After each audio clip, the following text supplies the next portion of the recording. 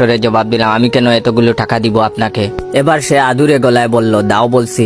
আমি বললাম, কখনো না। সে চেঁচিয়ে উঠে বলল, বলছি দাও। মেয়েটি আমার পকেট থেকে মানিব্যাগ বের করে গুনে গুনে 5,000 টাকা নিয়ে তার বাবার হাতে ধরিয়ে দিল। আমি কাঁদবো নাকি হাসবো বুঝতেছিলাম না। বুঝলাম মেয়েটা আমার থেকে টাকা খসাতেই এই নাটক করছে।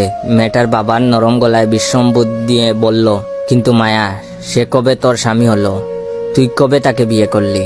মায়া বলল, আর বলো না বাবা, সেদিন ফেসবুকে লগ ইন করে দেখি অনেকের আইডিতে ট্যাগ করে এই লোকটি আমার একটা ফটো আপলোড করে পোস্ট করেছে। ওতে লিখেছে, এটা আমার বউ, কেমন লাগছে বন্ধুরা? তার স্ট্যাটাস দেখে শপথ করেছিলাম লোকটাকে উচিত শিক্ষা দিব। অপরিচিত কাউকে বউ বলার স্বাদ মিটাবো। মেয়েটার কথা শুনে মনে পড়লো অনিকের দুষ্টামির কথা। ও তার খালাতো বোনের ফটো দিয়া বলছিল ওর সাথে প্রেম করতে চাইলে নম্বর দিব। ফটোটা দেখে ওর বোনকে পছন্দ হয়েছিল, এর জন্য দুষ্টামি করে পোস্টটা করেছিলাম, কিন্তু এত কিছু হবে কখনো ভাবিনি। মেয়েটাকে বললাম, দুঃখিত, আমি বুঝতে পারিনি, সেদিনের কাজের জন্য লজ্জিত আমি।